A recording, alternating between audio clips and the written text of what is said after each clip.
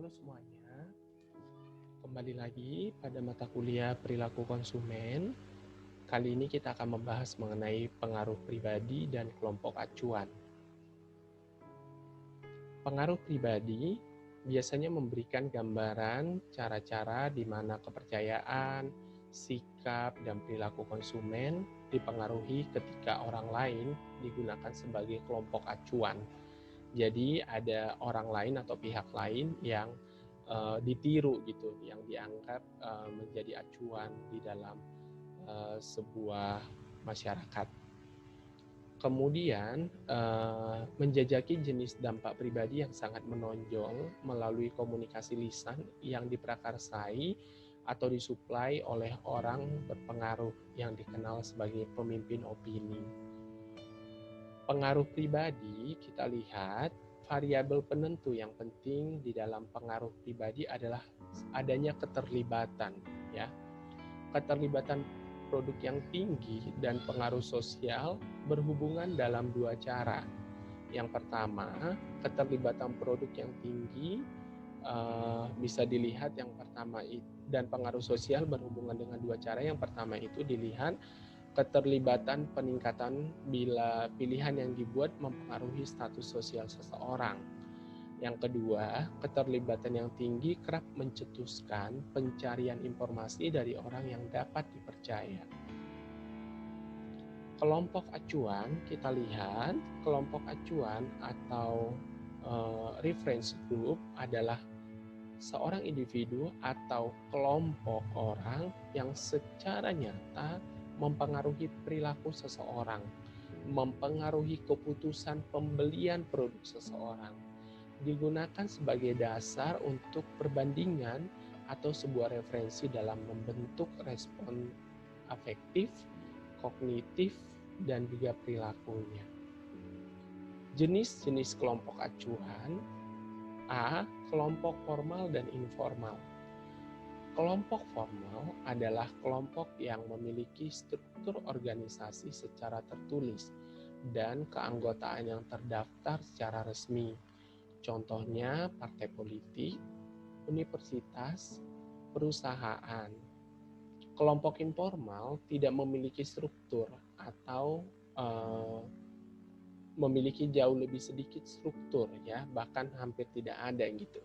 Terbentuk karena hubungan sosial biasanya berjumlah sedikit dan berinteraksi secara dekat dan tatap muka secara intensif dan rutin. Contoh dalam kelompok informal ini adalah kelompok arisan, kemudian kelompok senam gitu ya, biasanya punya kelompok senam gitu, ibu-ibu misalnya ya di di perumahan misalnya gitu ya, itu adalah kelompok informal di mana kita tahu di sana mungkin tidak memiliki struktur atau informal lah ya sistem kelompoknya itu. Kemudian B, kelompok primer dan sekunder. Kelompok primer adalah kelompok dengan keanggotaan yang terbatas. Interaksi antar anggota secara langsung tatap muka, memiliki ikatan emosional antar anggota. Contohnya di sini adalah keluarga, ya. Kemudian kelompok sekunder memiliki ikatan yang lebih longgar dari kelompok primer tadi. Antara anggota kelompok mungkin juga terjadi tatap muka langsung. Antara anggota kelompok memiliki pengaruh kecil terhadap anggota lainnya. Contohnya misalnya asosiasi profesional, serikat pekerja, organisasi komunitas. Nah, ini kategori B ya, kelompok primer dan sekunder. Yang C, kelompok aspirasi dan disosiasi. Kelompok aspirasi adalah kelompok yang memperlihatkan keinginan untuk mengikuti norma, nilai maupun perilaku dari orang lain yang dijadikan kelompok acuan. Anggota kelompok aspirasi tidak harus menjadi anggota dari kelompok acuan. Contoh, remaja yang mengidolakan BTS misalnya ya. Remaja di sini adalah kelompok aspirasi, sementara kelompok idolanya itu BTS ya, yang dari Korea itu sebagai kelompok acuan. Nah, dalam hal ini kita bisa melihat bagaimana remaja sebagai kelompok aspirasi yang mengidolakan BTS ini, si BTS ini adalah sebagai kelompok acuannya ya. Itulah kelompok aspirasi. Ada juga yang disebut dengan kelompok disosiasi, adalah kelompok yang berusaha untuk menghindari asosiasi dengan kelompok acuan. Contohnya misalnya partai politik yang berdemo dengan damai dan rapi, ya.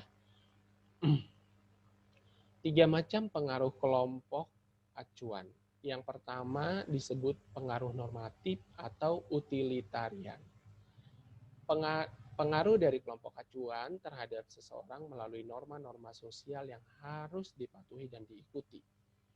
Semakin kuat jika ada, yang pertama, tekanan kuat untuk mematuhi norma. Yang kedua, penerimaan sosial sebagai motivasi kuat. Yang ketiga, produk dan jasa yang dibeli akan terlihat sebagai simbol dan norma sosial. Yang kedua, pengaruh ekspresi nilai. Kelompok acuan akan mempengaruhi seseorang melalui fungsinya sebagai pembawa ekspresi nilai.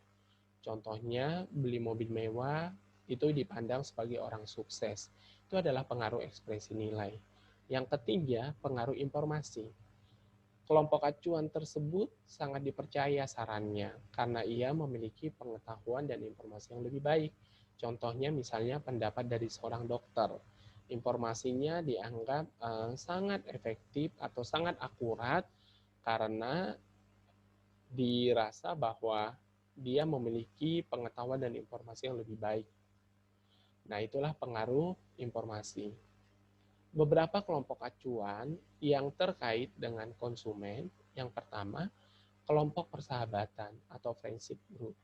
Yang kedua, kelompok belanja atau shopping group. Yang ketiga, kelompok kerja atau work groups. Yang keempat, kelompok atau masyarakat maya, virtual group atau community, ya. Yang kelima, kelompok pegiat konsumen atau consumer action group. Beberapa kelompok acuan yang digunakan dalam komunikasi pemasaran. Yang pertama, biasanya menggunakan selebriti. Yang kedua, menggunakan ahli atau pakar. Yang ketiga, menggunakan orang biasa, the common man. Yang keempat, para eksekutif dan karyawan. Yang kelima, karakter dagang atau juru bicara, ya, trade or speaker karakter. Yang keenam, penguatan lainnya sebagai kelompok acuan. Pada tabel berikut, tabel 3, terdapat beberapa fungsi selebriti dalam iklan. Peran, penjelasan yang diberikan, dan contoh selebritinya. Yang pertama, kita lihat perannya yang memberi kesaksian. Penjelasannya mengenai pengalamannya terhadap sebuah produk. Contoh iklannya dalam hal ini adalah yang diperankan oleh Titiek Puspa pada produk deterjen Soklin. Bisa di searching ininya ya, iklannya. Yang kedua, penguatan. Perannya itu sebagai penguatan. Penjelasannya itu meminjamkan namanya. Contoh selebritinya adalah Ikke Nurjana dalam iklan terigu Bogasari. Peran yang ketiga adalah sebagai aktor. Penjelasannya bagian dari penguatan.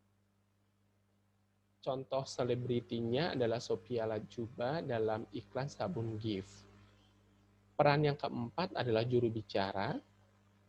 Penjelasan yang diberikan sebagai juru bicara. Selebritinya contohnya adalah Raisita sebagai Public Relation Manager Hotel Sahid Jaya. Ini beberapa contoh fungsi selebriti dalam iklan. Kita lanjutkan komunikasi lisan. Menurut Engel, Blackwood, dan Miniat tahun 1995, seorang konsumen akan meminta pendapat dari seseorang jika salah satu kondisi berikut dipenuhi. Yang pertama, konsumen tidak memiliki informasi yang cukup untuk mengambil keputusan, sehingga dia memerlukan informasi yang akurat dari yang lain. Yang kedua, produk adalah rumit dan sulit dievaluasi dengan kriteria yang objektif. Yang ketiga, konsumen tidak memiliki kemampuan untuk mengevaluasi produk atau jasa, walaupun telah diberikan informasi yang cukup, sehingga dia memerlukan seseorang atau pihak lain yang menjadi kelompok acuannya. Ya. Yang keempat, sumber informasi lain dianggap memiliki kredibilitas rendah. Yang kelima, orang yang berpengaruh yang diminta pendapatnya lebih mudah dihubungi daripada sumber lainnya. Yang keenam, adanya hubungan sosial yang kuat antara pemberi pengaruh dan konsumen. Yang ketujuh, konsumen tersebut membutuhkan persetujuan sosial. Nah, dalam model proses pengaruh pribadi, kita lihat di sini ada beberapa teori. Yang pertama, teori menetas. Disebut teori menetas ya, bahwa konsumen kelas bawah akan meniru perilaku dari konsumen kelas atas melalui kelas sosial, terutama dalam cara berpakaian dan gaya hidup.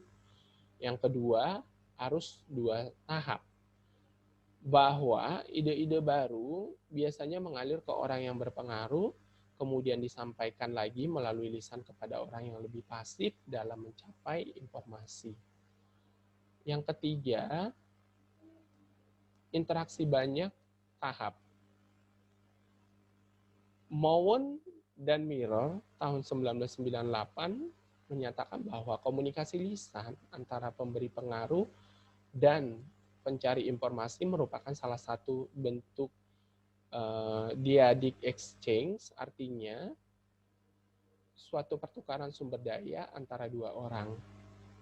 Komunikasi lisan, word of mouth communication, adalah pertukaran ide, pikiran, dan komentar antara dua atau lebih konsumen, dan tidak satupun dari mereka adalah pemasar. Nah, ini beberapa faktor yang mendorong terjadinya komunikasi lisan. Yang pertama, kebutuhan dari si pemberi informasi. A, untuk memperoleh perasaan prestis dan serba tahu. B, untuk menghilangkan keraguan tentang pembelian yang telah dilakukan. C, untuk meningkatkan keterlibatan dengan orang-orang yang disenanginya. D, untuk memperoleh manfaat yang nyata. Yang kedua, kebutuhan dari penerima informasi. A, untuk mencari informasi. B, untuk mengurangi kekhawatiran tentang risiko pemberian. C, untuk mengurangi waktu dalam mencari informasi. Nah, dengan adanya kelompok acuan, biasanya seseorang akan lebih percaya diri untuk menentukan pilihannya terhadap produk apa yang akan dia beli, dan kira-kira